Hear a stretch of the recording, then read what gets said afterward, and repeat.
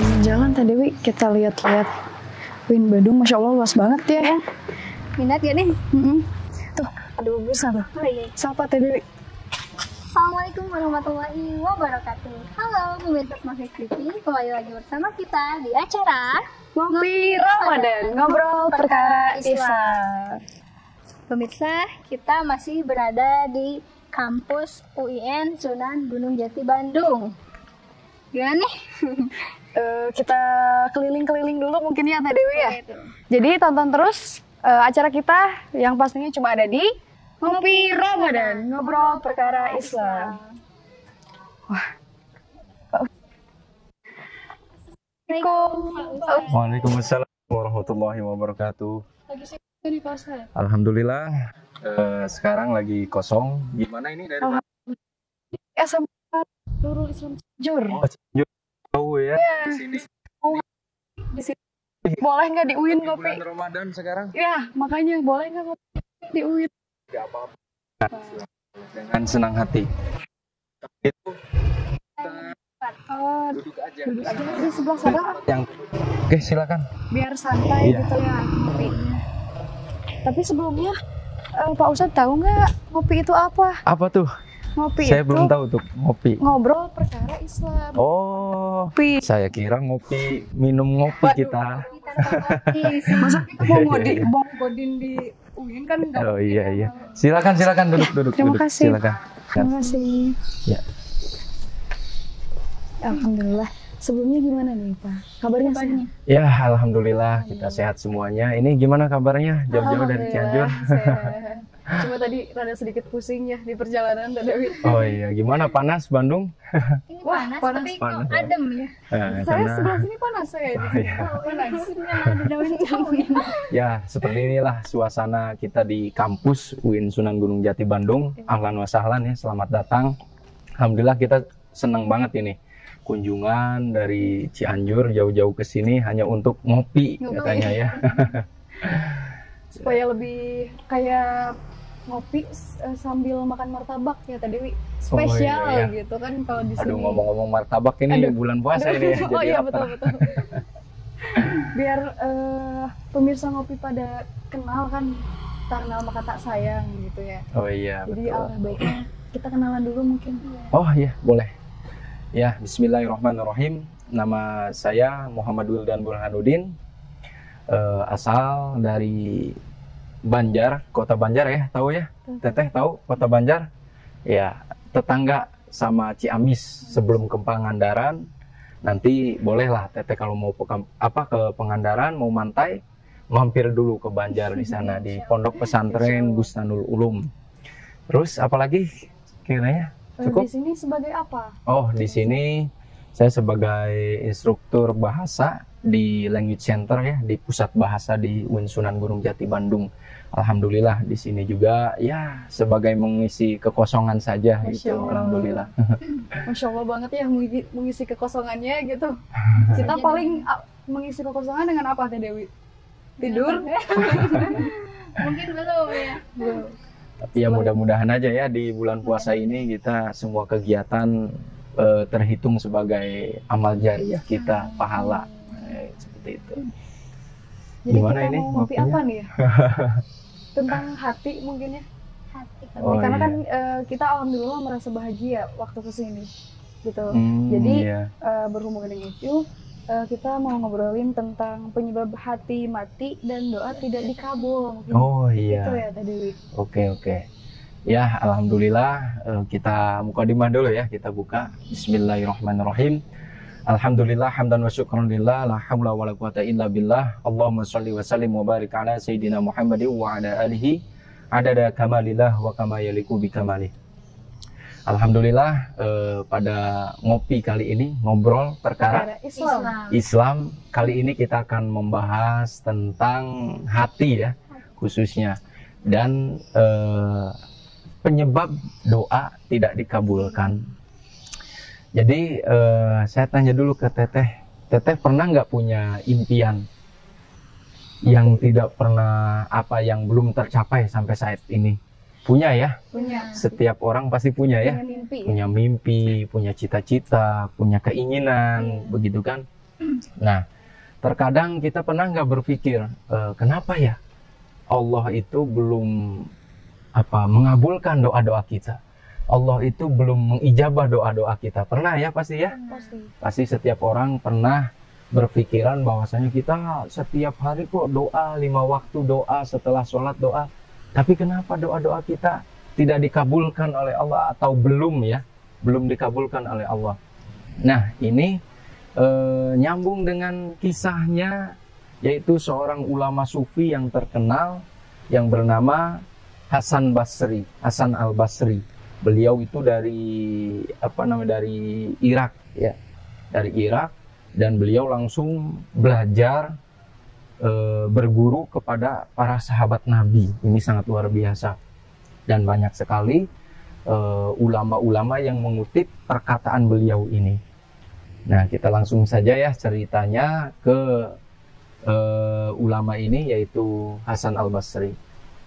Suatu saat Hasan al-Basri ini sedang pergi ke pasar, jalan ke pasar lewat, kemudian ada penduduk di situ, di Basrah ya, di Basrah ada penduduk yang bertanya atau mengeluh lah istilahnya, kalau zaman sekarang curhat mungkin ya.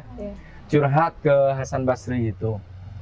Wahai Hasan Basri, kata penduduk tersebut, katanya Allah itu di dalam Al-Quran menjanjikan siapa saja yang umatnya meminta kepadaku, berdoa kepadaku, maka akan aku kabulkan.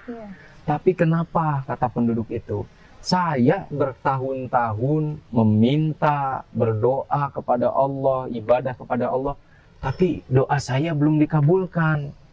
Nah, kata penduduk tadi ya, bertanya kepada Hasan al-Basri. Kemudian Hasan al-Basri menjawab dengan tersenyum gitu ya. Seraya menjawab seperti ini. Wah, itu berarti ada masalah dalam dirimu, kata Hasan al-Basri. Apa itu permasalahannya, katanya? Berarti di situ hati kamu sudah mati, katanya. Nah, luar biasa ini, hatinya sudah mati. Berarti penyebab doa tidak dikabulkan itu karena hati kita sudah mati, kotor. Apa yang dimaksud dengan hati mati? Artinya hati mati itu tidak peka dengan ayat-ayatnya yang indah, dengan kalam-kalamnya yang indah, dengan ciptaannya yang indah. Dia tidak berpikir dengan akalnya, dengan hatinya, tidak mengambil pelajaran jadi kejadian-kejadian yang Allah sudah turunkan di muka bumi ini. Nah, itu mungkin ya penyebab hati mati. Nah, di sini menurut Hasan al-Basri itu ada 4 penyebab yang menyebabkan doa kita itu tidak dikabulkan oleh Allah atau hati menjadi mati. Yang pertama yaitu kata Hasan al-Basri, dia bercerita atau dia mengatakan seperti ini kalau dalam bahasa Arabnya ya, araftumullah walam tu'tu haqqah. Kita itu mengenal Allah, kita itu tahu Allah. Bahkan ketika orang menanya, siapa sih Tuhan kamu? Pasti kita jawab, Allah. Tuhan kita Allah. Tapi mengapa terkadang kita tidak memenuhi hak-haknya Allah, tidak memenuhi kewajiban kita kepada Allah? Contoh kecilnya, misalkan ada panggilan Allah, yaitu berupa azan ya, biasanya azan duhur, Allahu Akbar, Allahu Akbar. Kita lagi sibuk misalkan chatan sama pacar, chatan sama teman-teman, atau lagi main game atau dan lain sebagainya, mengisi kesibukan dan lain sebagainya ya.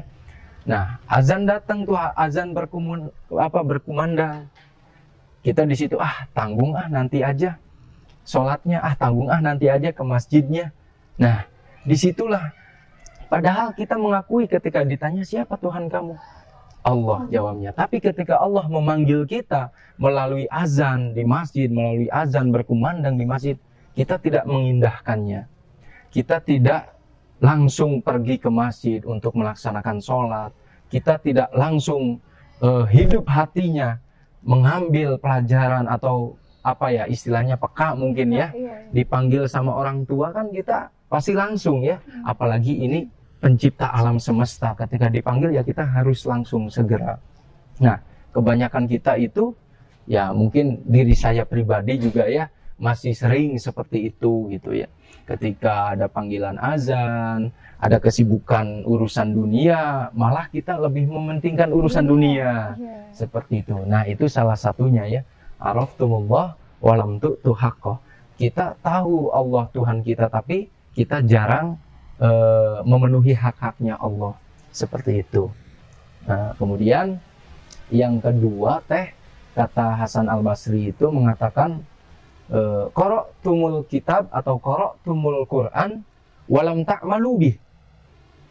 Kita sering membaca Al-Quran, kita sering memahami Al-Quran, kita sering bahkan mungkin ya di bulan Ramadan ini kita 5 waktu ya membaca Al-Quran setiap sholat, tadarus Al-Quran. Bahkan ada orang yang memiliki target ya 1 bulan itu misalkan harus tiga kali balikan khotam, 2 balikan khatam.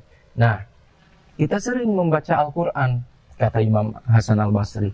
Tapi, mengapa isi kandungannya tidak pernah diamalkan? Artinya apa? Kita sering membaca Al-Quran, tapi kita tidak melaksanakan isi kandungan dalam Al-Quran, dalam kehidupan kita sehari-hari.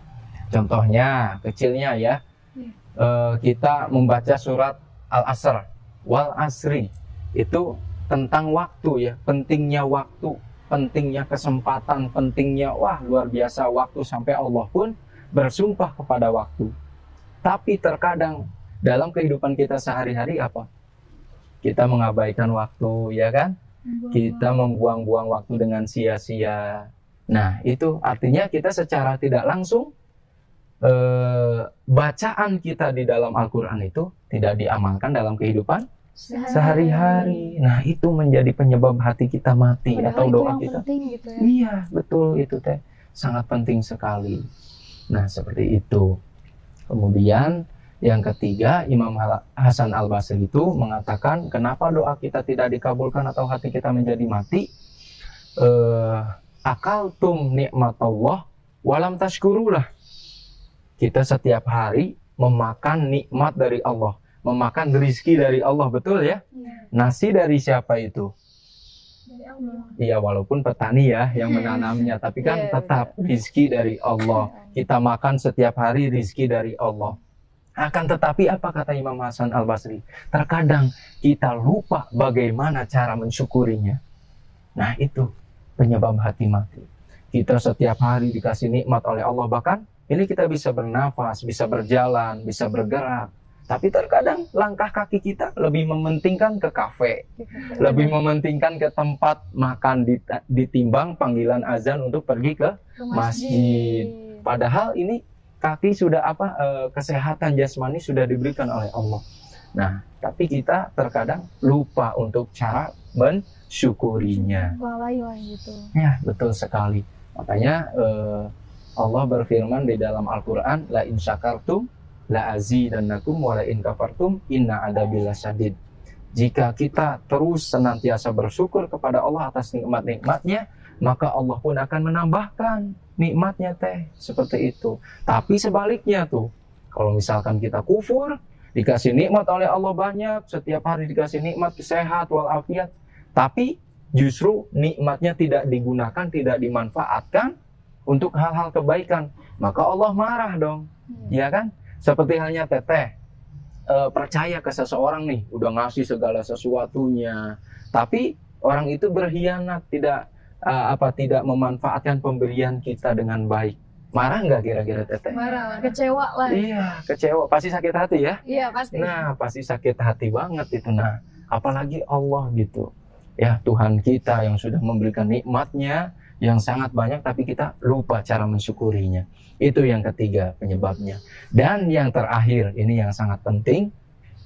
Kata Imam Hasan Al-Basri, mengapa doa kita tidak dikabulkan atau hati kita menjadi mati, yaitu araftumul mauta haqqun walam tasta'iddulah.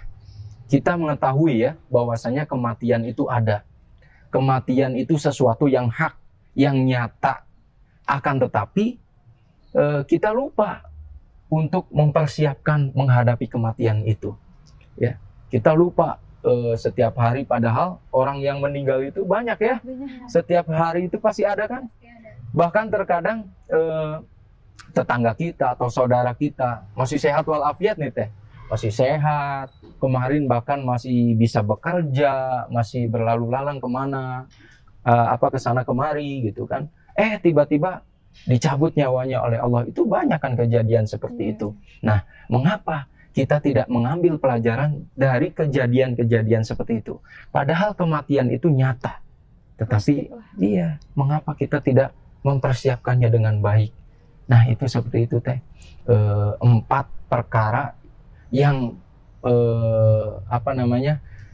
menjadikan hati kita itu mati atau doa kita tidak dikabulkan. Seperti itu teh.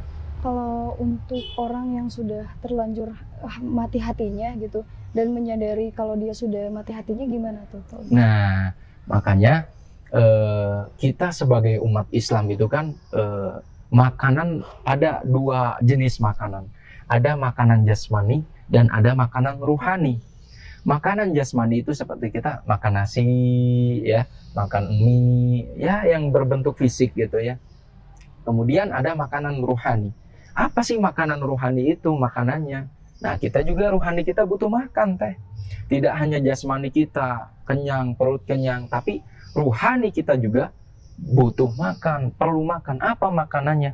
Makanan ruhani itu adalah nasihat-nasihat para ulama, nasihat-nasihat para kiai, nasihat-nasihat para ustadz-ustadz kita, nasihat-nasihat para guru-guru kita. Itu makanan ruhani kita.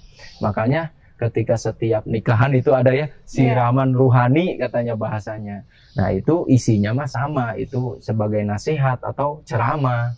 Nah, seperti itu makanan ruhani kita. Maka sering-seringlah ketika kita hatinya sudah mulai bermasalah, sering-seringlah mendengarkan nasihat-nasihat para ulama, nasihat-nasihat para kiai, nasihat-nasihat para ustadz. Nah, sekarang mah mudah aja ya teh ya.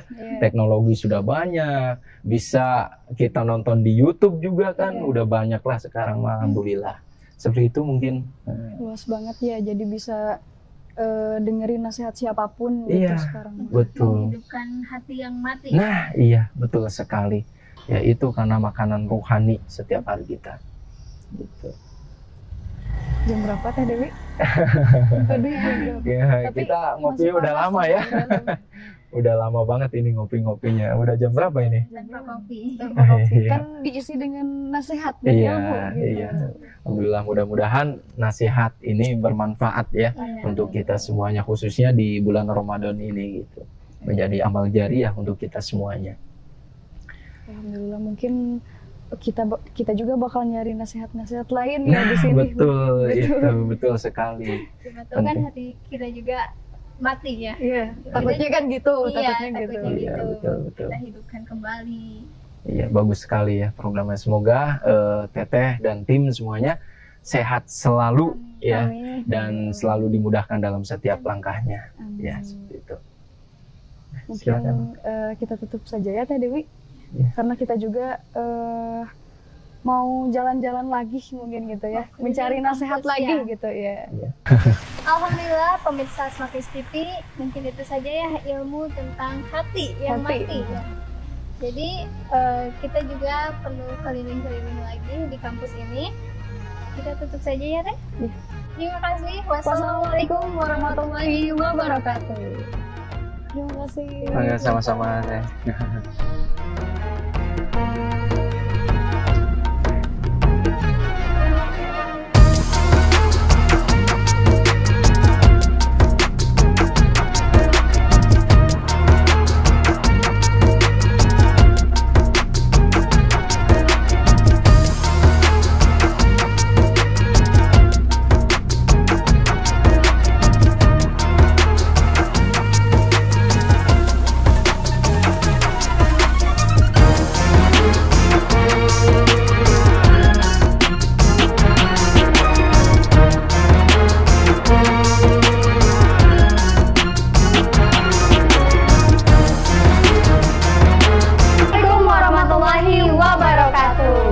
Dewi, kita kedatangan siapa nih?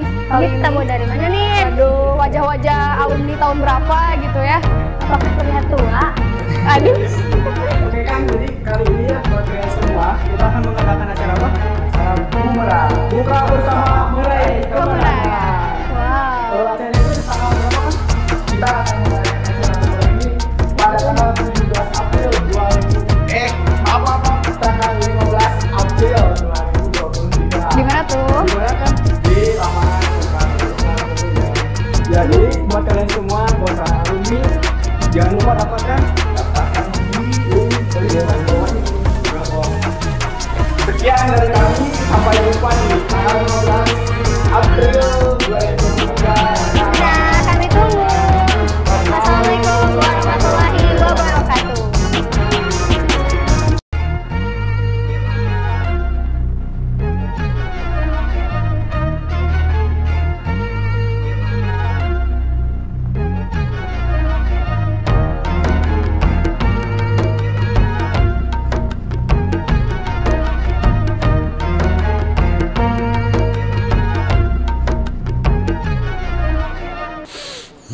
Aromanya khas, rasanya mantap. Kita terawang rahasianya. Dari racikan warisan, hasilkan kopi tubruk sejati. Ini baru kopi. Manisnya bisa diatur. Tubrukers, yuk ngopi gajah. Gajah minum gajah.